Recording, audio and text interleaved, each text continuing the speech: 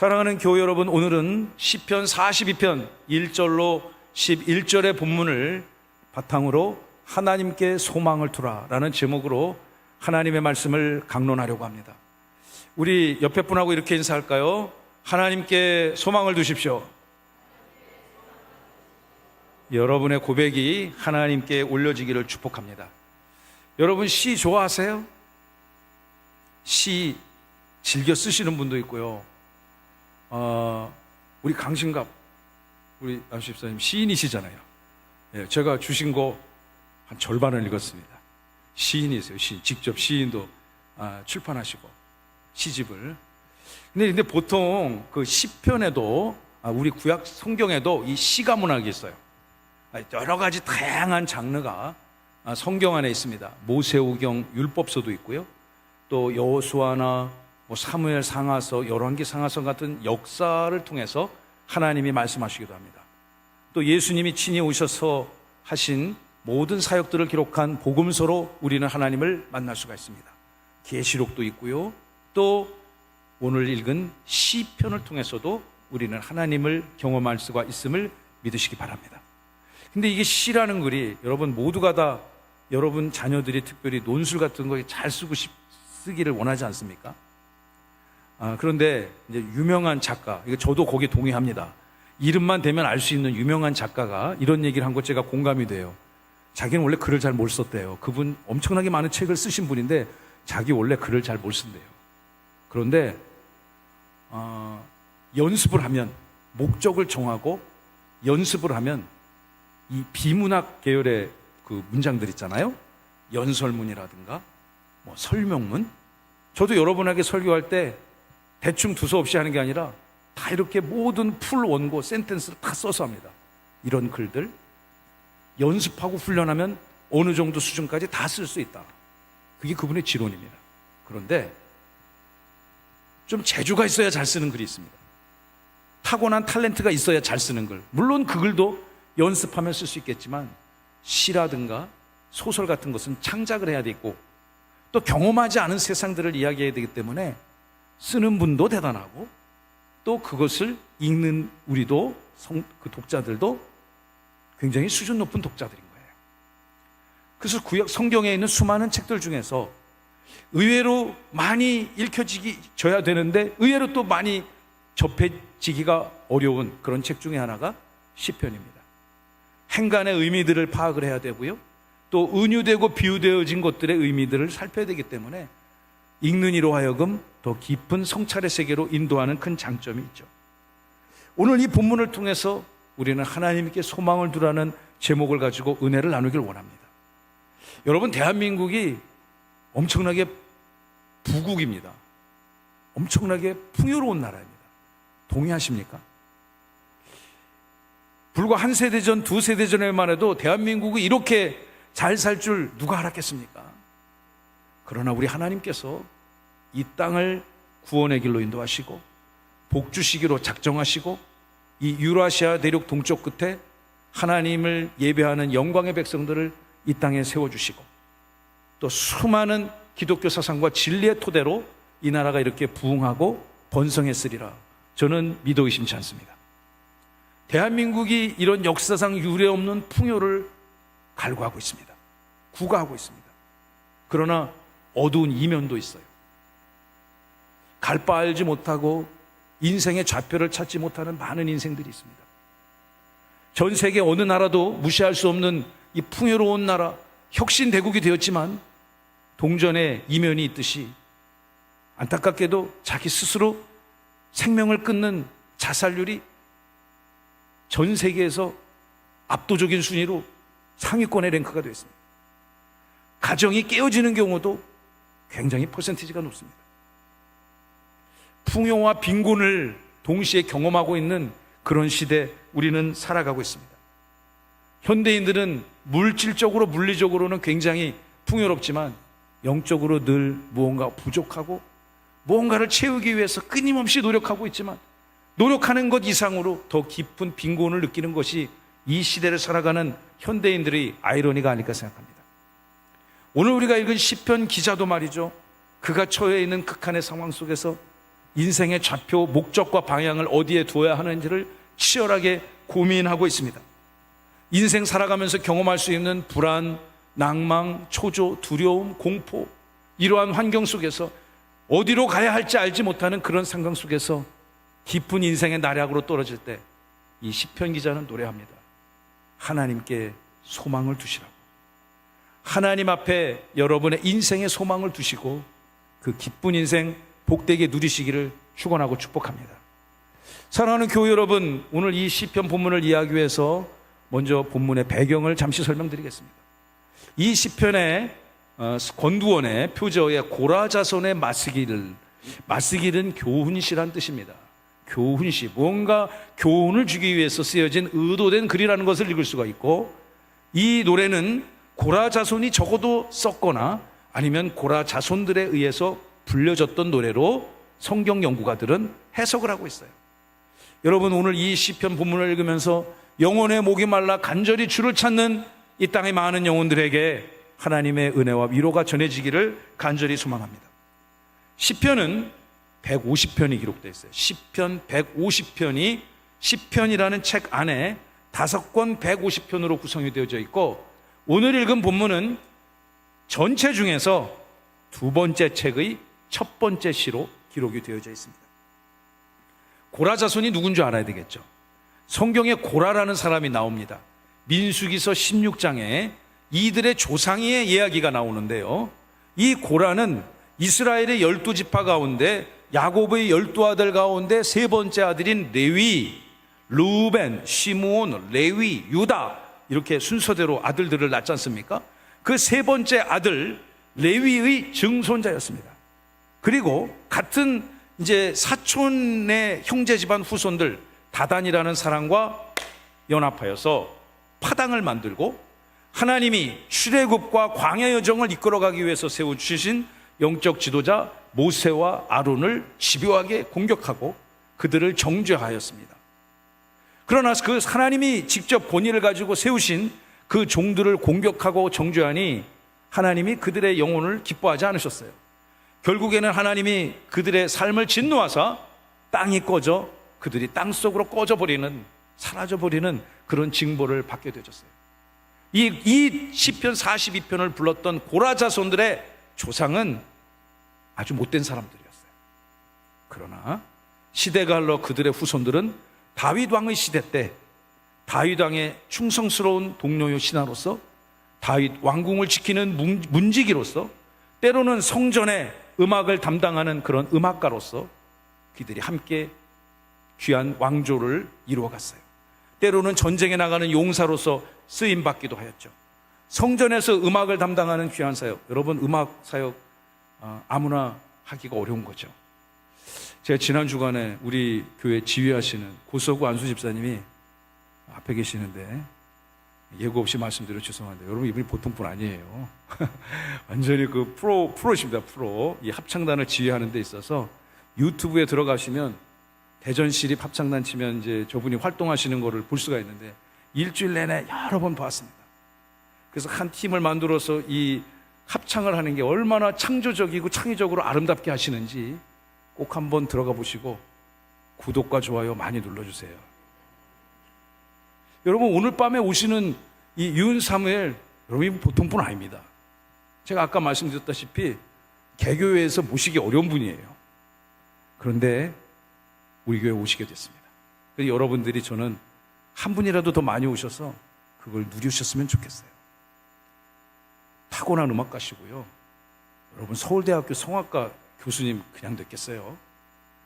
그분이 활동한 많은 거 우리 쉽게 찾아볼 수가 있는데, 우리 그런 건 어떻게 봐야 돼요? 라이브로 들어야 돼요. 옆에 분하고 이렇게 인사하세요. 라이브로 꼭 들읍시다. 압도적입니다. 압도적이에요. 이 자리에서 찬양을 하실 것입니다. 그럼 아마 우리 본당이 또 이 음향이 잘 된 본당이거든요. 아마 평생 잊을 수 없는 시간이 되지 않을까. 타고난 재능이 있는 분들이죠. 그렇지만 제가 작년에 그분의 살아온 얘기를 들어볼 기회가 있었는데 인생의 스토리가 있어요. 그분도 좌절을 경험하고 낭망을 왜 경험해 보지 않았겠습니까? 오늘의 그 자리까지 오는데 뭐 탄탄대로만 걸었겠습니까?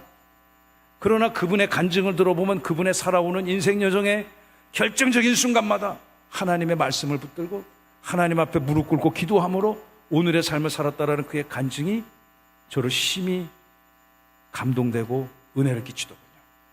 그 은혜를 여러분 오늘 밤에 함께 누리시기를 간절히 바랍니다. 오늘 이 시편 42편은 말이죠, 두 구조 프레임으로 짜여져 있어요. 제가 아까 11절까지 시편을 한 절 한 절 또박또박 읽어드렸는데요, 이 시는 1절부터 5절까지 거친 광야에서 만나는 하나님을 노래하고 있습니다. 그리고 6절부터 11절까지는 혼돈의 바다 가운데서 죽음이 엄습하는 그 공포의 순간에 하나님을 찾아야 소망이 생긴다는 그것을 이들은 노래하고 있어요. 여러분, 이 시에다가 곡조를 붙이면 노래가 되는 거잖아요.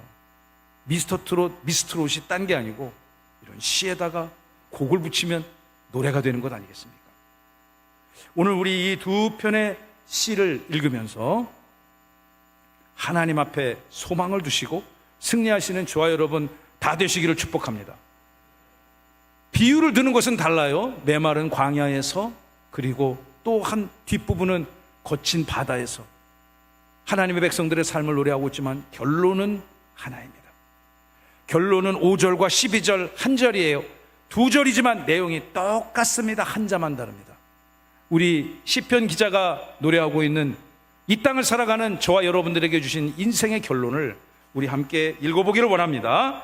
내 영혼아, 내가 어찌하여 낙심하며 어찌하여 내 속에서 불안해하는가. 너는 하나님께 소망을 두라. 그가 나타나 도우심으로 말미암아 내가 여전히 찬송하리로다. 아멘. 이 찬양이 여러분의 찬송이 되기를 간절히 바라요. 여러분 낙심하고 낭망합니까? 갈 바 알지 못하고 풍요 속에서 빈곤을 누리고 있습니까? 여러분, 세상 가운데 답을 찾으시면 안 됩니다. 답이 없습니다. 세상에는 풀면 풀수록 미로에 빠지는 것이 세상입니다. 사랑하는 교회 여러분, 이 시간 하나님을 거룩하게 예배하는 모든 분들이 하나님 앞에 소망을 얻어 승리하시기를 간절히 소망합니다. 먼저 시의 첫 번째 우리 대지를 한번 살펴봅니다. 다 함께 읽어봅니다. 시작. 거친 광야에서도 하나님께 소망을 두라. 시편 기자는 노래합니다. 고라 자손들이 처해 있는 상황. 이 시편의 주석가들의 이야기들을 읽어보면, 연구 결과를 살펴보면, 여러분 이 시편이 몇 편 있다고 그랬죠? 150편. 150편 중에 그가 직접 썼거나 그가 직접 썼다고 표제어에 밝히고 있거나, 아니면 저자가 기록되진 않았지만 앞뒤 이 말씀의 맥락을 살펴봤을 때 한 사람이 쓰여졌다고 대단히 높게 추정되는 그런 한 인물이 있습니다. 그 인물이 누굽니까? 킹 데이빗, 다윗 왕입니다. 여러분, 다윗 왕은 150편 중에 무려 절반이 넘는 그런 시편을 혼자 다 썼어요. 여러 명의 저자가 있지만은 그는 때로는 시를, 글을 작사, 작곡, 심지어 노래까지 했어요. 요즘 말로 하면 그런 사람 뭐라고 그래요? 싱어송라이터라고 하잖아요. 그는 타고난 사람이었어요. 이 시도 고라 자손의 교훈시라고 표제가 붙었지만 성경을 연구하는 주석가들은 이 시도 다윗이 기록했을 가능성이 높다고 생각합니다. 다윗이 어떤 때 그의 아들 압살롬이라는 자가 반역했어요. 아들이 아버지를 자리에서 쫓아내기 위해서 들이받았어요. 왕인 아버지가 아들에게 쫓겨났습니다. 예루살렘 궁을 간신히 빠져나왔고요, 요단강 동편 저 끝쪽에 광야에 넘어가서 자기의 신세를 한탄하고 언제 다가올지 모르는 죽음의 공포 앞에서, 그리고 어떻게 이것을 다시 회복할 것인가, 앞이 깜깜한 상황에서 이 시를 지었고 고라 자손들이 이 노래를 불렀다라는 것이 일반적인 성경 연구가들의 공통된 견해입니다. 여러분, 우리 1절을 같이 읽어봅시다. 하나님이여 사슴이 신의 물을 찾기에 갈급한 같이 내 영혼이 주를 찾기에 갈급하나이다. 하나님이여, 사슴은 양과 함께 성경에 자주 등장하는 동물인데요, 자기 스스로 생존할 능력이 없는, 하나님의 도우심이 있어야 생존이 가능한 연약한 동물로 자주 묘사되곤 하죠. 이 사슴이 말라붙은 그 하천에서 한 모금 물을 먹기 위해서 헐떡거리며 찾는 그 모습을 상상해 보십시오. 여러분이 구하는 바가 어떤 것이 있다면 그것이 건강이든 영혼의 안식이든 자녀들의 삶의 형통함이든 무엇이든 주님 앞에 이렇게 간절함으로 나가서 소망을 발견하시는 은혜가 있기를 바랍니다. 여기서 말하는 이 시냇물은 보통 북아프리카 또 서아시아, 지금 이 배경이 되고 있는 고대 근동 중동 지방에, 팔레스타인 지방에 저런 하천들이 많다고 하는데 저 천을 뭐라고 부르냐? 와디라고 부릅니다. 건천이죠. 그러니까 우리 금강이나 한강같이 1년 내내 대한민국은 이렇게 치산치수가 잘 된 나라 정말 찾기 어렵습니다. 그러니까 물 때문에 물이 너무 많이 넘쳐서 물이 너무 없어서 큰 피해를 입는 경우가 거의 없지 않습니까? 좋은 나라라는 얘기죠. 근데 저런 이 건천에서 정말 숨을 헐떡거리며 찾는 사슴의 그 간절함을 생각해 보세요. 저도 집에 강아지가 한 마리 있습니다만 그 강아지 데리고 산책 좀 하고 올라가면요, 제일로 먼저 들어가는 게 자기 물 그릇이 있는데 거기서 그냥 헐떡헐떡대며 그 물을 마셔요. 얼마나 물을 맛있게 먹는지. 어떨 땐 뭐 저 물은 단가? 좀 찍어 먹고 싶은 그런 생각을, 그런 적은 없습니다만 그런 걸 느낄 정도로 갈급하게 물을 찾습니다. 이러한 인생의 수많은 난제와 고난 속에서 세상 많은 사람들은 세상 속에서 답을 찾아요. 술로 답을 찾아요. 사람들 속에서 답을 찾아요. 때로는 점선생들을 찾아가요. 여러분, 그런 곳에 인생의 정답이 있지 않습니다. 하나님을 예비하는 저와 여러분들은 여러분 인생에 나아갈 방향을 어디에 둬야 되겠습니까? 영존하시고 여러분과 늘 언제나 함께 하시는 살아계신 하나님 앞에 여러분 인생의 난제들의 패스워드가 있을 줄로 믿습니다. 2절을 같이 봅시다. 내 영혼이 하나님 곧 살아계시는 하나님을 갈망하나니 내가 어느 때에 나아가서 하나님의 얼굴을 배울까. 하나님의 얼굴, 분이엘, 하나님의 얼굴, 하나님의 음성 듣기를 간절히 소망하는 우리가 되시기를 바랍니다. 여러분, 이 깊은 하나님에 대한 사모와 사랑을 가슴에 품고 이 땅을 사시기를 저는 간절히 소망합니다. 이 교회 위에서 함께 예배하는 여러분 모두가 다 하나님으로부터 은혜를 얻으셔야 되지 않겠습니까? 세상 사람들이, 제가 서두에도 말씀드렸지만, 이 마음 둘 데가 별로 없는 것 같아요. 자기 마음과 영혼을 진심으로 오픈하고 또 의지할 데가 없는 것 같아요. 여러분, 제가 한 친구 사진을 보여줄 테니까 이 친구 대부분 아실 것 같아요. 사진 한번 보여주시죠. 사진 보여주세요. 여러분, 얘 아세요? 얘 아세요? 아시죠? 얘 무지하게 유명해요. 그죠? 조회수가 장난이 아니에요. 수많은 콘텐츠들이 있고요. 저 친구 이름은 한국말로 복보씨입니다. 복보씨, 복복자, 보배 복자. 그러니까 한국어 도금으로 그러면 복보예요, 복보. 따라해볼까요? 복보. 그런데 이제 얘가 중국 곰이잖아요. 그래서 전 세계 나가 있는 얘들은 다 중국식으로 이름을 붙이게 돼 있대요. 그래서 중국식으로 이름을 붙였고, 그래서 얘 이름을 어떻게 읽냐면 이성 삼성으로 읽어야 돼요. 후바오. 우리 정단 집사님 안 오셨나? 후바오 이렇게 읽어야 됩니다. 여러분, 얘가 굉장히 유명해요. 참 희한하게 생겼죠. 사람 같아요. 그 하나님이 참 희한하게 만들었어요. 이런 거 있잖아요. 당신은 사랑받기 위해 태어난 사람. 그런 찬양 아시죠? 저는 얘를 보고서, 당신은 아니겠지, 사람이 아니니까, 너는 사랑받기 위해 태어난 곰돌이. 제가 이런 노래 불렀다니까요. 얘가 그 사육사님들이 전국에서 유명한 분 됐잖아요. 정말 지극정성으로 케어를 하시더구만요. 이렇게 앉아있으면은 얘가 막 와가지고 사람처럼 팔짱을 껴. 그리고 막 부비부비해. 또 다른 동물들하고는 달라요. 여러분, 집에 갔는데 제가 기다리면 기분 좋을 것 같지 않아요? 야, 저런 거 좀 애완용어로 확 이거 좀 복음 못 시키나? 그런데 집에서는 못 키울 것 같아. 왠지 아세요? 대나무를 어디 가서 구해오냐고. 대나무를. 예. 저 친구들의 서식지가 한정돼 있지 않습니까? 저는 이 친구가 그렇게 유명한지 몰랐습니다. 근데 4월 3일 제가 우연히 오전에 이 친구가 한국을 떠난다는 걸 알게 됐어요. 그전엔 몰랐어. TV를 안 보니까. 그런데 막 이 친구가 살던 용인 테마파크에 사람들이 비가 오는 날 수천 명의 인파가 몰려 있고요. 저를 굉장히 충격스럽게 이 사건을 바라보게 된 것은 이 사람들이 막 엉엉 울고 통곡을 하는 거예요. 저게 무슨 일인가? 그 제가 같이 있던 이승찬 목사님한테 물어봤어요. 목사님, 얘 왜 이렇게 유명하고 왜 이렇게 울어요, 사람들이? 그 도대체 제가 어떤 히스토리를 갖고 있나 제가 찾아보기 시작했어요. 궁금하면 물어보라고 했잖아요, 제가. 그죠? 아니, 얘를 중국으로 반환하는 거예요. 반환을 하는데 그 모든 일정을 막 양국에서 생중계를 해. 미국 대통령이 와도 생중계 안 할 것 같은데.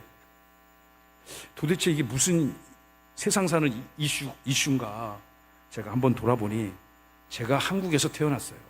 3년 전에. 그런데 만 3살이 되면 저 친구들의 고향인 중국의 사천성으로 돌아가야 된대요. 그래서 제가 그냥 줬으면 그냥 그 살게 두지 뭘 또 데려가나. 저는 처음에 그렇게 생각했어요. 근데 읽어보니까 가야 되는 게 맞아요.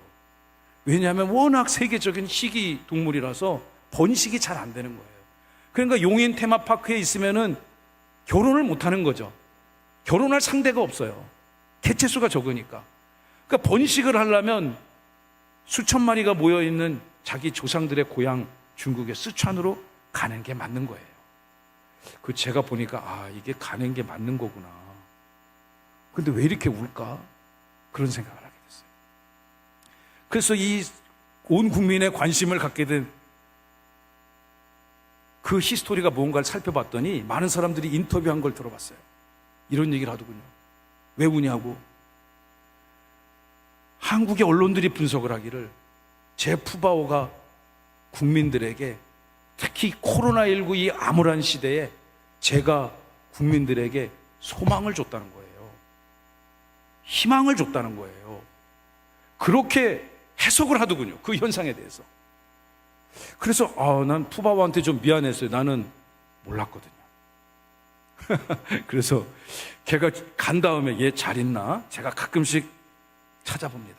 그러니까 중국에서 찔끔찔끔 동영상을 가끔씩 내보내주더라고요. 그거 보러 오라고 아마 비즈니스 하는 것 같아요, 제가 보기에. 근데 여러분, 물론 그러한 사회 현상이 제가 전적으로 동의하는 건 아닙니다. 그러나 그런 사회 현상이 생긴다는 게 이해가 됩니다. 이 현대인들이 마음 둘 데가 없으니까 말이죠. 어떤 분이, 여자분이 인터뷰를 하는데 자기는 마음이 울적하고 외로울 때마다 그 용인의 공원을 찾아와서 개를 보고, 그리고 올해도 안 보여준대요. 시간 제한이 있어가지고 아마 또 계속 줄을 서 있으니까 요 타임에 들어간 사람 한 10분 안에 빠지고 10분 안에 빠지고. 가보신 분들이 있겠죠, 여기에도. 여러분, 물론 이러한 동물이 인간에게 기쁨을 줄 수 있겠죠. 그러나 삶의 난제는 해결해 주지 않습니다. 여러분이 삶의 소망을 둬야 될 것은 누구에게 두라고요? 시편 기자는 하나님에게 인생의 초점을 두라 이야기하고 있어요. 여러분, 이렇게 세상 사람들이 어려운 삶의 환경에 처해 있을 때 많은 사람들이 공격합니다. 네가 믿는 하나님 어디 있냐고.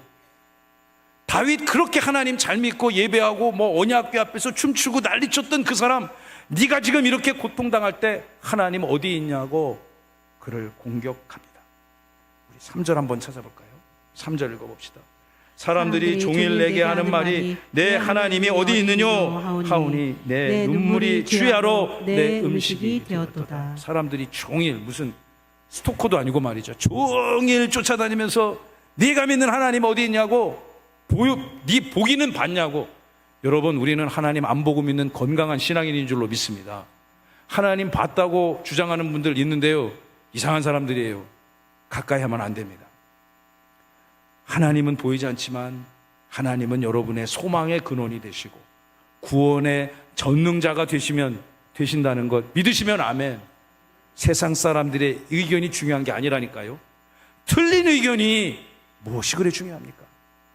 여러분에게는 절대적으로 중요한 진리가 여러분에게 이미 소유되어진 분들이에요. 할렐루야.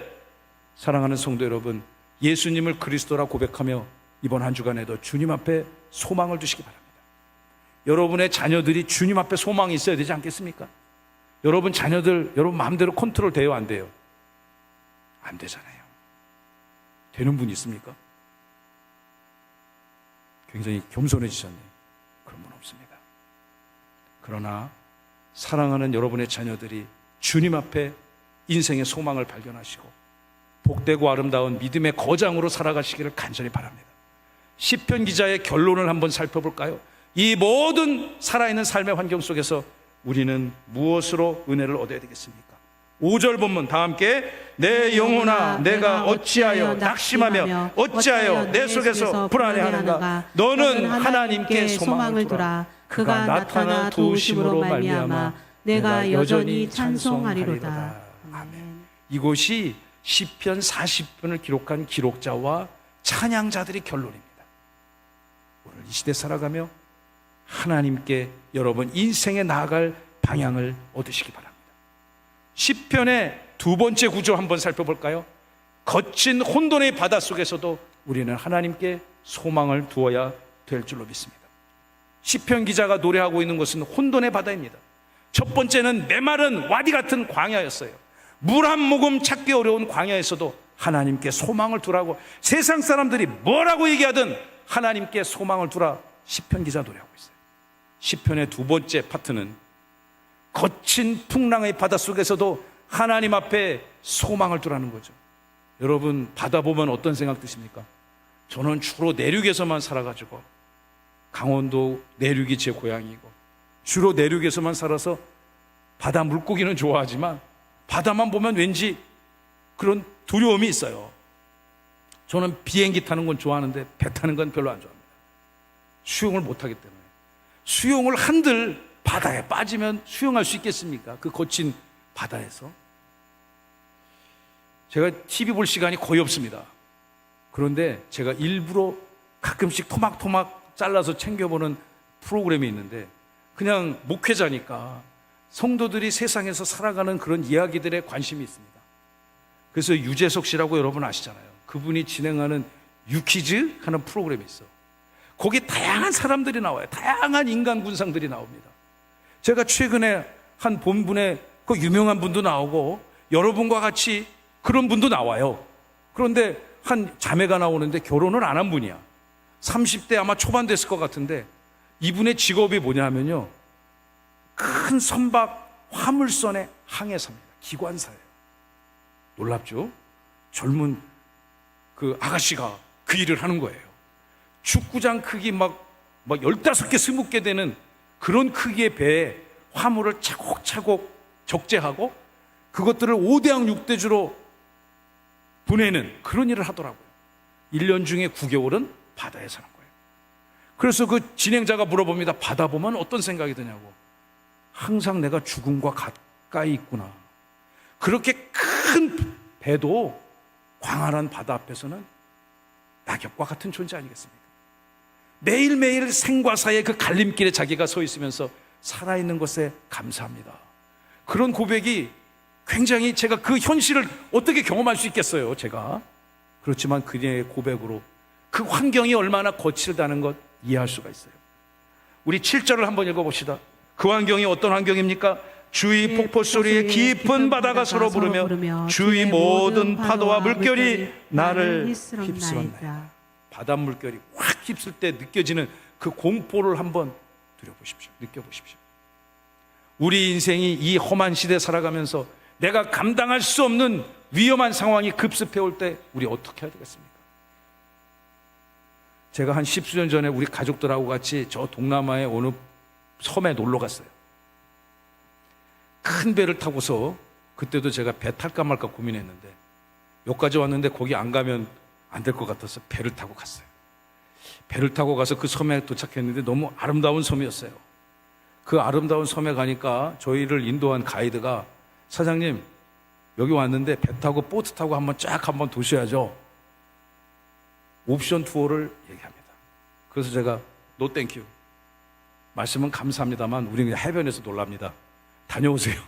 그러니까 여러분 그분 좋아할까요, 안 좋아할까요? 굉장히 안 좋아하더라고요. 그래서 저는 해변에서 늘어지게 잠을 잤습니다. 우리 아이들은 놀고 저녁 때 다시 만났어요. 그분이 이런 얘기를 하는 거예요. 사장님, 제가 아까 왜 보트 타고 나가자고 했는지 아세요? 물론 보트가 재밌기도 하지만 제가 그 사건이 제가 만난 그 이전에 10년 전에 거기에 쓰나미가 왔대. 쓰나미 있잖아요. 바다의 해수면이 올라가서 인간과 육지를 덮치는 그 쓰나미가 있잖아요. 그래서 그거 어떻게 됐는데요? 자기가 그날 밤 그날 그 현장에 있었대. 그 섬에 이곳에 있었는데, 그런데 그날 그 섬에 있던 사람들의 절반 이상이 죽었답니다. 그 피할 수 없었나요? 피할 수가 없었다는 것이, 자기는 다행히 점심 먹기 위해서 저 높은 고지대에 올라가 있어서 산 거지, 보통 해변가에 자기가 있는데 자기도 큰일 났고, 또 그날 자기는 배를 타고 뭐 그런 걸 이제 했겠죠. 여러분, 근데 보트를 탄 사람들은 다 살았대요. 보트 타고 나간 사람은 다 살았고, 누가 많이 죽었냐? 사장님 같이 해변에서 놀던 사람들 다 죽었어요. 그래서 제가 그 얘기를 듣고 기분이 좋았을까요? 나빴을까요? 그럼 이 양반하고 진작 얘기해야지. 진작 얘기해야지 우리도 보트 타지. 그런 걸 다음부터는 꼭 올 때 얘기해 주라고, 다른 사람들 오면. 그래야 이게 당신도 비즈니스가 잘 될 거 아니냐고. 그 얘기 듣고 해변가에서 놀 사람 누가 있겠냐고. 그런데 여러분, 쓰나미가 뭡니까? 해수면이 갑자기 상승하는 거예요. 그죠? 그런데 그 상승 속도가 인간이 인지하고 반응할 수 없을 정도로 빠르게 진행되는 거예요. 그러니까 피할 겨를도 없이 사람이 다 바다에 쓸려갈 수밖에 없는 거죠. 이 시편 기자가 노래하고 있는 상황은 아마도 그런 상황인 것 같아요. 우리 인생 속에, 여러분 망망대해 속에 여러분 그런 쓰나미가 몰려올 때 여러분 어떻게 하시겠어요? 어떻게 누구에게 도움을 요청하겠어요? 시편 기자의 결론 살펴볼까요? 하나님을 찾으라는 것입니다. 하나님에게 소망을 발견하라는 거예요. 물론 이 시는 비유잖아요. 시는 다 은유고 비유지 않습니까? 진짜 이런 물리적 환경 속에서도 우리는 하나님에게 은혜를 구해야 될 것이고, 각양각색에 경험할 수 없는 다윗과 고라 자손들이 경험할 수 있는 수많은 어려운 상황 속에서도 우리는 하나님에게 소망을 두고 하나님에게 인생의 방향을 내어 맡기는 저와 여러분 되어야 될 줄로 믿습니다. 세상 사람들은 조롱해요. 이렇게 세상에 마음을 두지 않냐고 하나님에게 소망을 두라는 그런 인생들 앞에 세상 사람들은 비웃는다니까요. 여러분, 그러나 그런 분들이 여러분 그들을 따라가겠습니까? 하나님을 따라가야 되겠습니까? 시편 10절을, 본문 시편 10절을 읽어봅시다. 내 뼈를 치르는 칼과 같이 내 대적이 너를 비방하여 늘 내게 말하기를 너의 하나님이 어디 있느냐? 네 하나님 어디 있는데 도대체? 너 그렇게 예수님 잘 만드는데 너 왜 그러는데 인생이? 하나님 없다니까? 라고 얘기할 수 있다는 거죠. 여러분, 세상 살면서 그런 비슷한 얘기 들어본 적 없습니까? 있을 것입니다. 그러나 그들 틀렸습니다. 영원히 변하지 않는 하나님의 말씀만이 틀림이 없고 오류가 없음을 믿으시기 바랍니다. 사랑하고 친애하는 교회 여러분, 여러분 이런 찬송 있잖아요. 사람을 보며 세상을 볼 땐 뭐가 없어요? 다 아시네. 같이 불러볼까요? 나의 하나님 그분을 볼 때 나는 만족하였네. 사람을 보며 세상을 볼 땐 만족함이 없었네. 나의 하나님 그분을 볼 때 나는 만족하였네. 아멘. 아멘이죠? 맞습니다. 진리입니다. 옛날에 유명한 부흥 강사님 막 여기서 필 받아갖고 우아하게 탁 보고 막 돌려 하면서 이 찬양 부른 거 여러분 기억 안 나세요? 저는 그렇게 할 생각은 없습니다. 맞습니다. 여러분, 사람을 보고 세상 보면 만족함 없다니까요. 전혀 없다니까요. 만족뿐만이 아니라 불만족뿐만이 아니에요. 그 뒤에 찾아오는 손님이 있어요. 불만족 뒤에 불안, 공포, 두려움, 좌절, 낭망, 초조, 공포, 이런 거 다 여러분 성령이 기뻐하는 역사가 아님을 믿으시기 바랍니다. 성령의 역사는 무엇입니까? 평화예요. 성령의 역사는 무엇입니까? 위로와 긍휼이 성령의 역사임을 믿으시기 바랍니다. 여러분의 영혼의 가정에 불평화가 찾아왔습니까? 하나님이 안 기뻐하는 거예요. 성령이 역사하는 게 아니에요. 여러분, 더욱더 우리는 그럴 때 세상 속에 휩쓸리면 쓰나미같이 쓸려갑니다. 결국 목말라 죽을 것입니다. 그러나 우리는 영원한 하나님 나라의 소망이 우리 가운데 있음을 저는 믿습니다. 그 은혜로 우리가 이렇게 함께 예배하지 않습니까?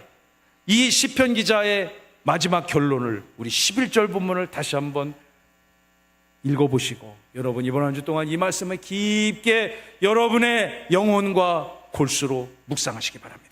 내 영혼아, 내가 어찌하여 낙심하며 어찌하여 내 속에서 불안해하는가? 너는 하나님께 소망을 두라. 나는 그가 나타나 도우심으로 말미암아 내 하나님을 여전히 찬송하리로다. 아멘. 5절과 똑같습니다. 구조가 똑같아요. 여러분 보세요. 제가 세 구조만 살펴봤어요. 첫째, 거친 메마른 광야, 물 한 모금 찾을 수 없는 광야, 그리고 폭풍우가 몰아치고 쓰나미가 몰려오는 바다. 그러한 환경 속에서 나는 좌절과 낭망에 빠져 있고요, 세상 사람들은 내가 믿는 하나님이 어디 있냐고 공격해 옵니다. 그러나 이 두 상황 속에서도 우리의 소망은 여호와 하나님께 있고, 그 하나님이 여러분의 인생에 친히 찾아와 나타나셔서 여러분의 인생을 지키시고 도와주실 거라고 시편 기자는 노래하고 있습니다. 이 노래가 여러분의 노래, 여러분 가문의 노래, 우리 함께 섬겨가는 주님의 몸된 교회가 이 노래를 함께 부르기를 간절히 바랍니다. 하나님은 친히 찾아오셔서 여러분과 함께 하실 것입니다. 우리 이 땅 세종 땅에 우리 교회를 세워주셨는데, 이 교회를 통해서 하나님의 영광과 소망이 선포되어질 줄로 믿습니다.